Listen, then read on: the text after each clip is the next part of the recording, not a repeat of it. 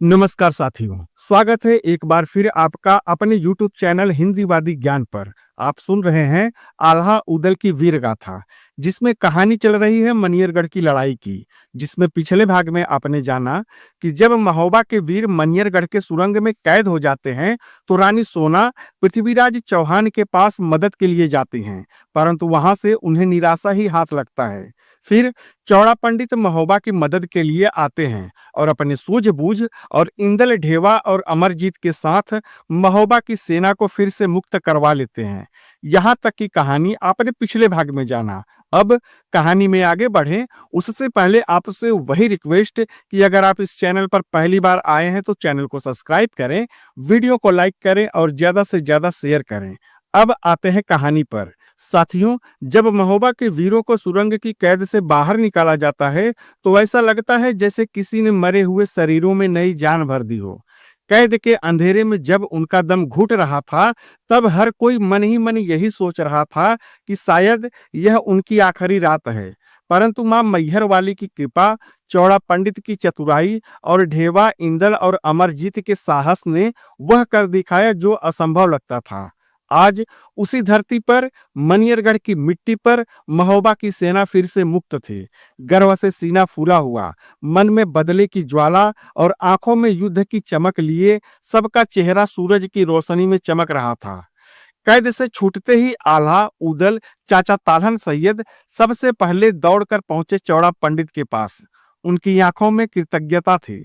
आल्हा ने जोर से चौड़ा पंडित को गले लगाते हुए कहा, सेनापति चौड़ा पंडित, आज महोबा की सेना खुले आसमान के नीचे सांस ले रही है तो सिर्फ आपकी वजह से।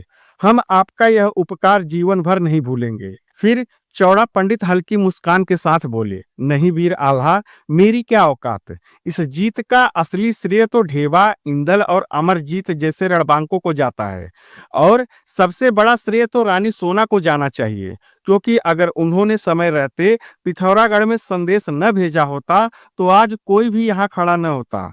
तब आल्हा ने सिर झुकाकर कहा, सेनापति, यह आपका बड़प्पन है, परंतु अब आगे का युद्ध आपके नेतृत्व में होगा।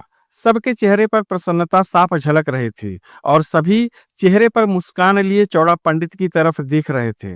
परंतु आगे जो हुआ उसने सबको हैरान कर दिया। चौड़ा पंडित ने आगे गंभीर स्वर में कहा, वीरों, अब मैं वापस जा रहा हूँ। मैं जिस उद्देश्य से यहाँ आया था वह पूरा हो चुका है। अब आप सब मुक्त हैं। अगर आप आगे की लड़ाई लड़ना चाहते हैं तो लड़िए, पर यह युद्ध मेरे नेतृत्व में नहीं होगा। मैं रानी सोना से जो वादा करके आया था वह पूरा हो चुका है। अब मेरी राह अलग है। कृपया अब आप लोग मुझे जाने की आज्ञा दें। तब आल्हा ने उसे रोकने की कोशिश की और कहा, सेनापति, अभी युद्ध शुरू भी नहीं हुआ है। आपके बिना तो यह सेना अधूरी है। कृपया रुक जाइए। हम सब जीतने के बाद साथ चलेंगे। पर चौड़ा पंडित अपने निर्णय पर अड़िग रहा। उसने सभी वीरों से आज्ञा ली, उन्हें आशीर्वाद दिया और अकेले ही पिथौरागढ़ की ओर प्रस्थान कर गया। उसके जाते ही वातावरण में एक अजीब सी खामोशी उतर आई, जैसे किसी इमारत का स्तंभ अचानक हट गया हो। साथियों, यहाँ महोबा के वीरों की यात्रा थोड़ी देर के लिए रोकते हैं। अब चलते हैं उरई नरेश मामा माहिल की ओर, जो इस लड़ाई में भी अपनी चालबाजी और सिरमौर षड्यंत्र का परिचय देने पहुंचने वाला था। उसे मनियरगढ़ में महोबा की सेना के कैद होने का समाचार मिल चुका था। उरई के विशाल महल में अपने सिंहासन पर बैठे मामा माहिल को जैसे किसी अनहोनी का आभास हो रहा था। उसने सोचा था कि मनियरगढ़ में महोबा की ऋण टूट जाएगी, परंतु उसका विचार झूठा साबित हुआ। एक हरकारे ने उसे सूचना दी कि महोबा की सेना फिर से आजाद हो चुकी है। यह खबर पाकर मामा माहिल चकित हो गया। उसने अपने मन में विचार किया कि अगर यह मौका हाथ से चला गया तो दोबारा कोई मौका नहीं मिलेगा। अगर इसी समय मनियरगढ़ पहुंचकर कुछ षड्यंत्र रच दिया जाए तो निश्चित ही महोबा की सेना मनियरगढ़ में मारी जाएगी। तब मेरे मन को सुकून होगा। यही सोचकर तुरंत वह अपने महल से निकला और अपनी लीली घोड़ी पर सवार होकर मनियरगढ़ की ओर निकल पड़ा। इधर चौड़ा पंडित के जाते ही महोबा के शूरवीरों ने एक जोरदार जयकारा लगाया। हवा में ऐसा जोश दौड़ गया जैसे बुझती चिंगारी पर किसी ने घी उड़ेल दिया हो। उसी उत्साह के बीच आल्हा ने अपने दल के सबसे अनुभवी योद्धा तालहन सैयद की ओर मुड़कर कहा, चाचा, आप ही बताइए कि इस युद्ध को जीतने के लिए अब मुझे क्या करना चाहिए। परंतु चाचा सैयद कुछ बोल पाते उससे पहले ही उदल की आंखों में आग भड़क उठी। वह आगे बढ़ा और राजा माणिकचंद की ओर घूरते हुए बोला, पहले अपने अपमान का बदला। सभी की नजरें अब उदल पर टिक गई। उदल ने आगे कहा कि मुझे राजा माणिकचंद से किया हुआ वादा पूरा करना है। फिर उसकी नजरें माणिकचंद पर गई, जो अभी भी बंधा हुआ घुटनों के बल बैठा और बिल्कुल लाचार पड़ा था।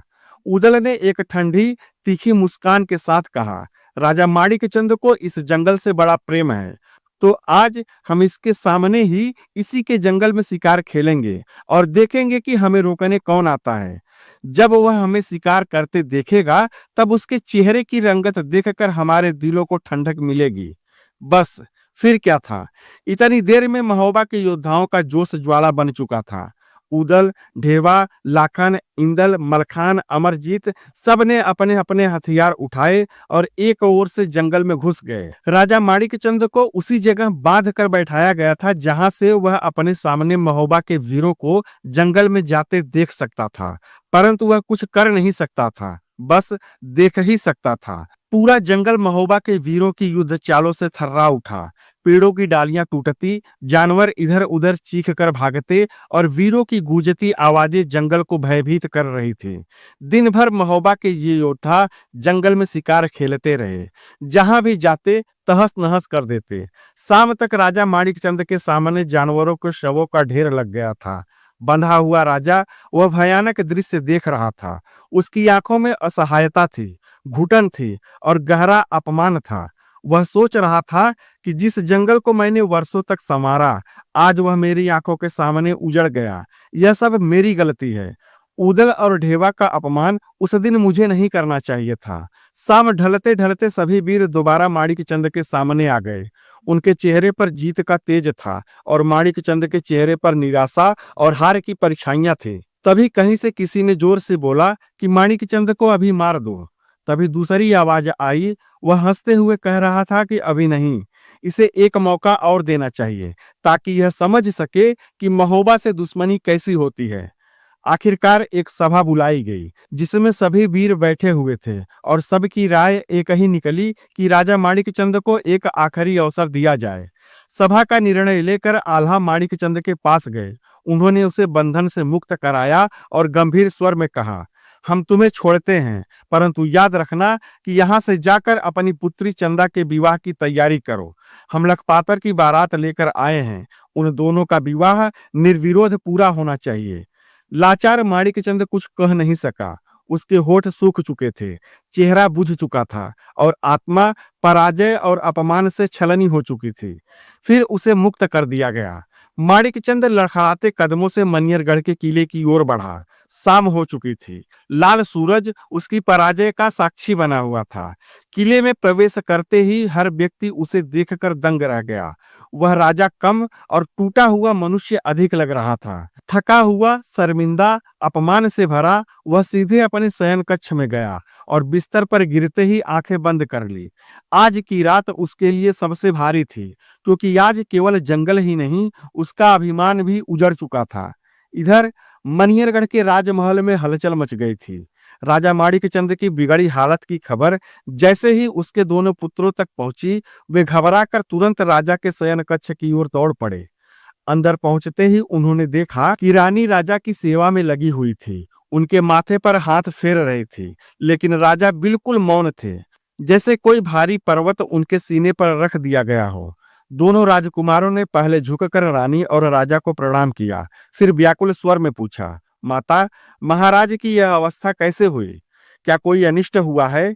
तब रानी ने गहरी सांस लेकर कहा, यही बात तो मैं भी कब से पूछ रही हूँ, पर ये कुछ बताते ही नहीं, बस चुप हैं, जैसे कोई उन्हें गहरा घाव देकर गया हो। रानी की बात सुनकर राजकुमारों की बेचैनी और बढ़ गई। वे राजा के करीब पहुंचे और बोले, महाराज, कृपया कुछ बताइए, क्या आप कहीं गिर पड़े थे या किसी शत्रु ने हमला किया है? यदि किसी ने हाथ उठाया है तो बस आदेश दें, हम अभी उसके सिर काटकर आपके चरणों में रख देंगे। परंतु राजा फिर भी मौन रहे। उनकी आंखों में थकान और पस्त मन की धुंध साफ दिखाई दे रही थी। राजा को मौन देख राजकुमारों ने दबे स्वर में राजा से कहा, महाराज, लगता है आप हमसे कुछ छुपा रहे हैं। क्या आपको हमारे शौर्य और बाहुबल पर संदेह है या आप स्वयं को दुर्बल समझ रहे हैं? आपका यह मौन कायरता जैसा प्रतीत हो रहा है। कायरता, यह शब्द राजा के हृदय पर किसी तेज भाले की तरह लगा।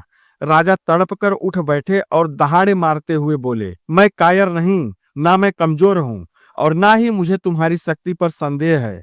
मैं चुप इसलिए हूं क्योंकि मेरी एक गलती आज मनियरगढ़ पर संकट बनकर खड़ी है। और माणिक चंद फिर से शांत हो गए।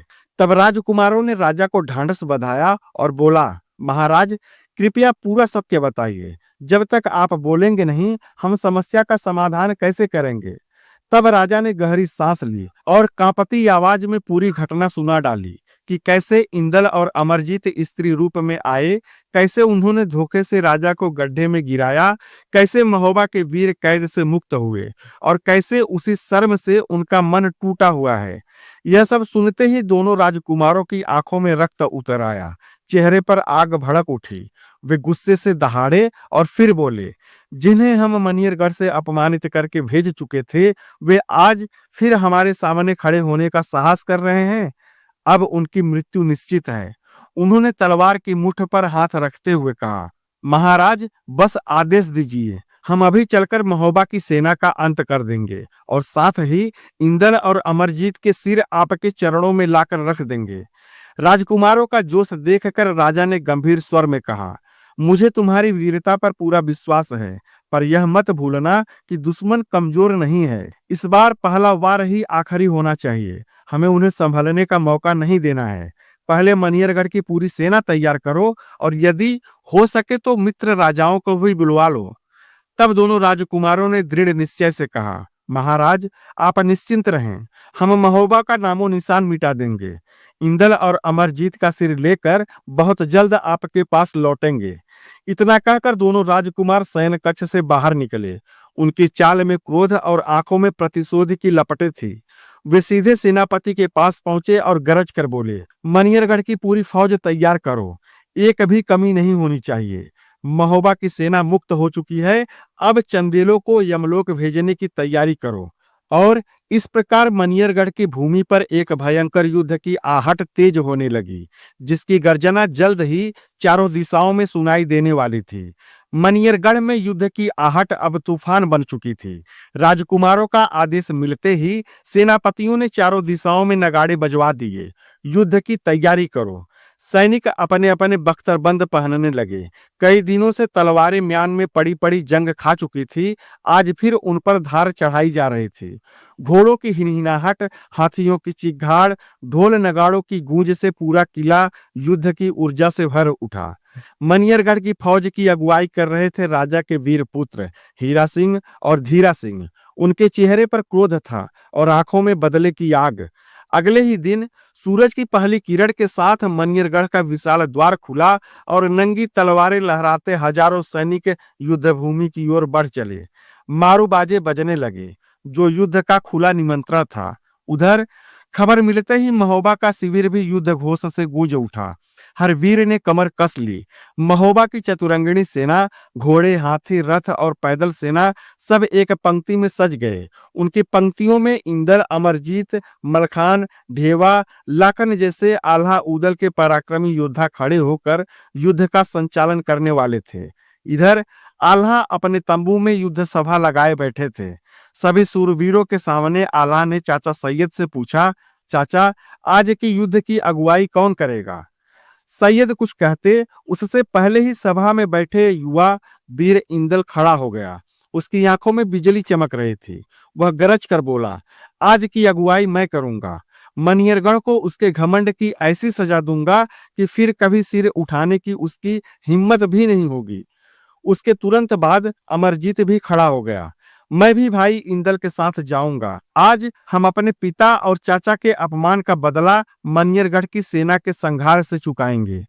युवा वीरों का जोश देख आल्हा के चेहरे पर संतोष की चमक आ गई। उन्होंने आगे बढ़कर दोनों को आशीर्वाद दिया और युद्ध भूमि पर जाने की आज्ञा दे दी। उसके बाद आल्हा ने सभा में बैठे सभी सूरवीरों की ओर देखा और बोले, सावधान रहना, इंदल और अमरजीत पर लगातार नजरें रखो। जैसे ही उन पर कोई संकट आए, तुरंत सहायता के लिए पहुंचना। सबने एक साथ आल्हा की बातों का समर्थन किया और रणभूमि की ओर कूच कर दिया। तभी दूल्हा बने लखपातर ने अपनी तलवार खींच ली। उसकी आंखों में जिद्द थी। दादा, मैं भी रणभूमि में जाना चाहता हूँ। इंदल अमरजीत मेरे भाई हैं, मैं पीछे कैसे रहूं? लेकिन आल्हा ने उसे रोक दिया और कहा, नहीं लखपातर, तुम दूल्हा हो। इस बारात के कारण ही यह युद्ध लड़ा जा रहा है। अगर तुम्हें कुछ हो गया तो यह विजय भी हार बन जाएगी। तुम्हें सुरक्षित रखना भी हम सबकी जिम्मेदारी है। आल्हा की यह बात सुनकर लखपातर की आंखों में तैस भर आया। वह बोला, क्या आप मुझे कमजोर समझते हैं? क्या मैं दुश्मनों का सामना नहीं कर सकता? मेरी तलवार भी महीनों से म्यान में बंद है। आज उसे भी रणभूमि की हवा चाहिए।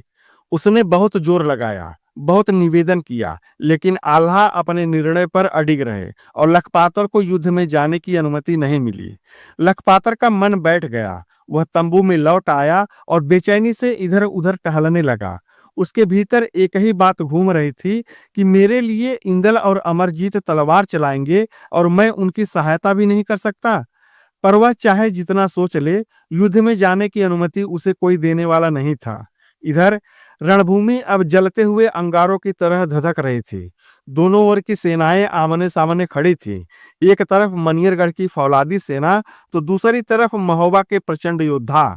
ढोल नगाड़ों की गड़गड़ाहट और युद्ध का शंखनाद चारों दिशाओं में गूंज रहा था। मनियरगढ़ की ओर से घोड़ा दौड़ाते हुए राजकुमार हीरा सिंह आगे बढ़ा। उसकी तलवार सूरज की रोशनी में चमक रही थी।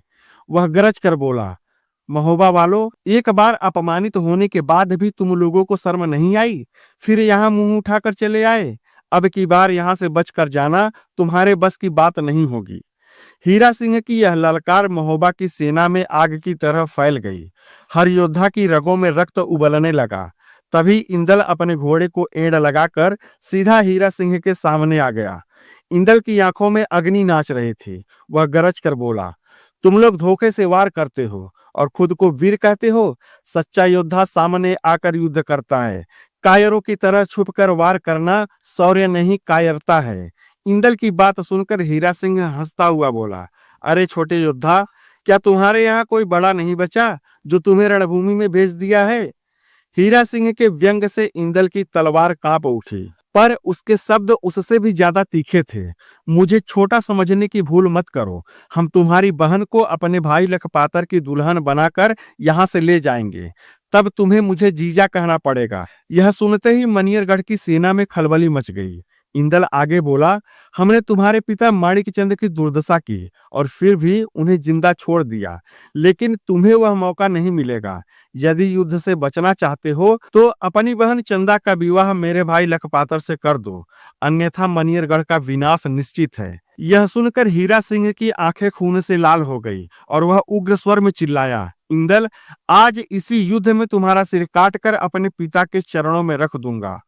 साथियों, उसका यही एक वाक्य युद्ध की चिंगारी बन गई। दोनों ओर से तलवारें खिंच गई। घोड़ों ने जमीन कूट दी। ढोल नगाड़े भड़क उठे और अगले ही पल एक भीषण दहाड़ के साथ दोनों सेनाएं एक दूसरे पर टूट पड़ी। धूल का तूफान उठा। लोहे की टकराहट से हवा कांपने लगी और मनियरगढ़ महोबा का युद्ध अब अपने भयंकर रूप में प्रवेश कर चुका था। तलवारों की खटखटाहट से मनियरगढ़ की धरती कांप उठी। हाथियों की चीघाड़, घोड़ों की हिनहिनाहट और सैनिकों के प्रचंड हुंकार से आसमान तक थर्रा उठा। युद्ध शुरू हो चुका था, एक भयानक, भीषण और विनाशकारी युद्ध। महोबा और मनियरगढ़ की सेनाएं आमने सामने थी। सैनिक घूम घूम कर तलवार चलाते, ढाले टकराते और दहाड़ते हुए दुश्मन को काटते जा रहे थे। धरती पर कटे हुए हाथ पैर गिर रहे थे। रक्त की धाराएं मिट्टी को लाल कर रही थी। आसमान में गिद्धों का झुंड मंडराने लगा था, मानो स्वयं मौत ऊपर से तैर रही हो। वीर उदल जिस ओर अपने घोड़े को मोड़ देते, वहां लाशों का ढेर लग जाता था। मलखान की हुंकार सुनकर मनियरगढ़ के सैनिकों के पैरों तले जमीन खिसक जाती थी। हर तरफ चीखे, टकराहट, धूल और खून का धुंध छाया हुआ था। महोबा के हर सूरवीर उदल, मलखान ढेवा, ब्रह्मानंद सब मनियरगढ़ की सेना पर कहर बनकर टूट पड़े थे। मनियरगढ़ की फौज में भगदड़ मच गई। कुछ ही समय में उनकी आधी सेना रणभूमि में ढेर हो चुकी थी। कहीं बिना सिर के सैनिक पड़े कराह रहे थे, तो कहीं घायल योद्धा अपनी अंतिम सांस ले रहे थे। आज मनियरगढ़ की सेना पर सचमुच विनाश टूट पड़ा था। पहले कई युद्धों में वो विजयी रहे थे, परंतु आज स्थिति पूरी तरह से बदल चुकी थी। महोबा का प्रतिशोध ज्वालामुखी की तरह फट पड़ा था। एक तरफ इंदल के मोर्चे पर हीरा सिंह खड़ा था, तो दूसरे मोर्चे पर लखपातर और धीरा सिंह भिड़े थे। लेकिन हर मोर्चे पर महोबा के योद्धा भारी पड़ रहे थे। हीरा सिंह ने दहाड़ते हुए इंदल को ललकार दी और कहा, मनियरगढ़ पर टेढ़ी नजर रखने वाला आज जीवित नहीं बचेगा। तुम्हारा सिर काट कर मैं महाराज के अपमान का बदला लूंगा। तब इंदल हंसते हुए आगे बढ़ा और बोला, कमजोर सैनिकों को क्यों मरवा रहे हो? तलवार उठाओ हीरा सिंह, अगर हिम्मत है तो मुझसे मुकाबला करो। यह सुनकर हीरा सिंह का चेहरा गुस्से से लाल हो गया। उसने अपनी सांग उठाई और पूरी ताकत से इंदल पर वार कर दिया, परंतु फुर्तीले इंदल ने घोड़े को मोड़कर उस वार से खुद को बचा लिया। यह देख हीरा सिंह का क्रोध और छलक पड़ा। वह तुरंत भाला उठाकर इंदल पर फेंक देता है, परंतु इंदल ने अपना घोड़ा दाहिनी ओर मोड़ लिया। भाला धरती का सीना चीरता हुआ जमीन में धंसता चला गया। इसी बीच इंदल मौका देखता है और वह अपना भाला फेंक देता है। भाला सनसनाता हुआ सीधा जाकर हीरा सिंह के घोड़े के पैर को छूता हुआ जमीन में धंस जाता है। घोड़ा तड़प कर पीछे हट जाता है। अब हीरा सिंह का क्रोध सातवें आसमान पर था। हीरा सिंह अब धनुष और तीर उठाता है और वह वीर इंदल पर तीरों की बरसात कर देता है। इंदल उसके तीरों के वार से खुद को अपने ढाल से बचाता है, परंतु हीरा सिंह के तीरों की बौछार से इंदल ज्यादा देर तक नहीं बच पाता है और अंततः एक तीर उसके कंधे से जा धंसता है और इंदल घोड़े से नीचे गिर पड़ता है। इंदल को गिरते हुए ब्रह्मानंद की नजर उस पर पड़ जाती है। फिर वह सिंह की तरह दहाड़ते हुए अपने घोड़े को दौड़ाता हुआ और रास्ते में आते दुश्मनों को काटता, चीरता और मारता हुआ इंदल की ओर बढ़ता है। इधर हीरा सिंह अपने भाले से इंदल पर आखिरी वार करने के लिए तैयार होता है। वह पूरी ताकत से भाला फेंकता है, लेकिन भाला बीच रास्ते में ही दो टुकड़े हो जाता है, क्योंकि ब्रह्मानंद का छोड़ा हुआ एक तेज तीर भाले से टकरा चुका था। तब ब्रह्मानंद दहाड़ता है, दुष्ट कायर, गिरे हुए योद्धा पर वार करते हुए तुम्हें शर्म नहीं आती? वीर कहलाते हो और हरकतें कायरों जैसी करते हो। अब युद्ध का एक नया दृश्य बनता जा रहा था। ब्रह्मानंद और हीरा सिंह आमने सामने आ गए थे। दोनों के बीच तीरों की ऐसी बौछार होती है कि मानो आसमान में काले बादल छा गए हों। वार पर वार, प्रत्युत्तर पर प्रत्युत्तर, एक से बढ़कर एक घातक टक्कर। लेकिन कुछ ही देर में ब्रह्मानंद के सटीक तीरों ने हीरा सिंह का धनुष तोड़ डाला। अब उसे संभालने का मौका भी न मिला। ब्रह्मानंद के दो तीर हीरा सिंह के कंधों में जाकर धंस गए और वह रणभूमि में गिर पड़ा। इसी बीच पास ही पड़ा इंदल उठ खड़ा हुआ और उसने अपनी तलवार उठाई और टूट पड़ा हीरा सिंह पर, और कुछ ही क्षणों में हीरा सिंह को परास्त कर दिया गया और इंदल ने उसे कैद कर लिया। इधर दूसरे मोर्चे पर अमरजीत और धीरा सिंह के बीच भयंकर युद्ध चल रहा था। तभी दूर से हीरा सिंह को कैद होते देख धीरा सिंह का क्रोध ज्वालामुखी की तरह फट पड़ा। उसने दहाड़ते हुए अपनी सांग उठाई और पूरी ताकत से अमरजीत पर वार कर दिया।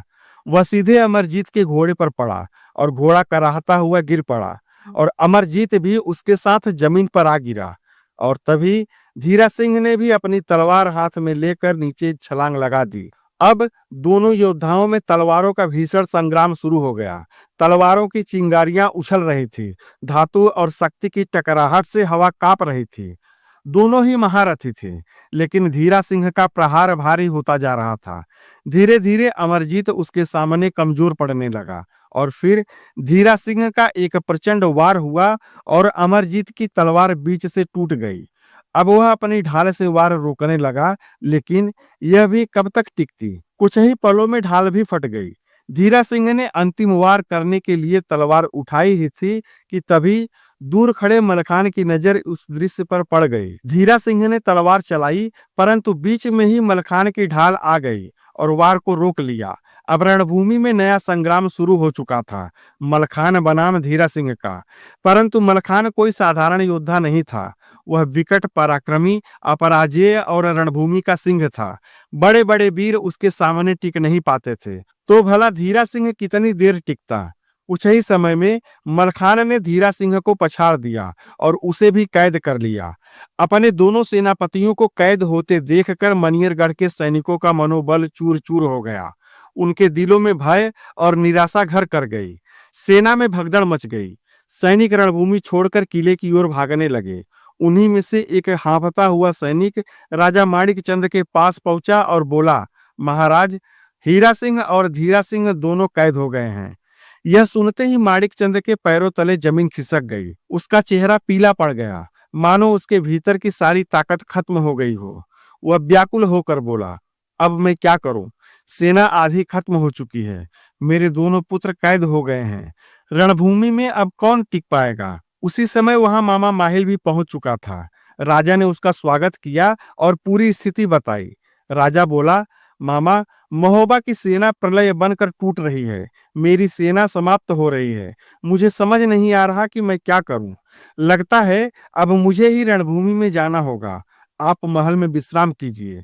मैं अभी रणभूमि जाकर महोबा का सर्वनाश करके वापस आता हूँ। उसके बाद राजा जाने ही वाला था कि मामा माहिल ने उसका हाथ पकड़कर उसे रोक लिया। माहिल बोला, महाराज, यदि आप सीधी लड़ाई में गए तो महोबा के वीर आपको क्षण भर में ही मार गिराएंगे। बड़े लड़ैया महोबा वाले, जिनकी गजब चले तलवार, एक को मारे दुई मर जाए, तीसर खौफ खाए मर जाए। महाराज माणिक चंद, चंदेल सेना को तलवारों से आप नहीं जीत पाओगे। तब माणिक चंद ने चिंतित होकर पूछा, उरई नरेश, तो क्या कोई उपाय है आपके पास? आप ही बताओ कि क्या इस युद्ध को जीतने का कोई रास्ता बचा है? तब माहिल ने षड्यंत्रकारी मुस्कान के साथ कहा, हाँ, एक रास्ता है, लेकिन वह रणकौशल का नहीं, जादू और टोने का रास्ता है। महोबा वालों से आमने सामने की लड़ाई में कोई भी नहीं जीत सकता। यदि जीतना चाहते हो तो बंगाल की जादूगरनियां मैना और नैना को बुलवाओ। वे दोनों इस युद्ध का पासा पलट सकती हैं। मामा माहिल की बात सुनकर माणिक चंद के मन में आशा की एक नई किरण उत्पन्न हुई। उसने बिना देर किए तुरंत एक हरकारा भेजा बंगाल की जादूगरनियों को बुलाने के लिए। युद्ध अब एक नई दिशा लेने वाला था। एक ऐसी दिशा जिसमें तलवारें नहीं, जादू और विश्वासघात का खेल खेला जाएगा। साथियों, अब आगे क्या होगा? इन दोनों जादूगरनियों का मुकाबला कैसे करेंगे महोबा के वीर? और क्या होगा इस युद्ध का परिणाम? जानने के लिए हमारे साथ बने रहें। हमारे चैनल हिंदीवादी ज्ञान को सब्सक्राइब करें, वीडियो को लाइक करें और ज्यादा से ज्यादा शेयर करें। पीछे की कहानी जानने के लिए प्लेलिस्ट अवश्य देखें। धन्यवाद। जय हिंद। फिर मिलते हैं आगे की कहानी के साथ।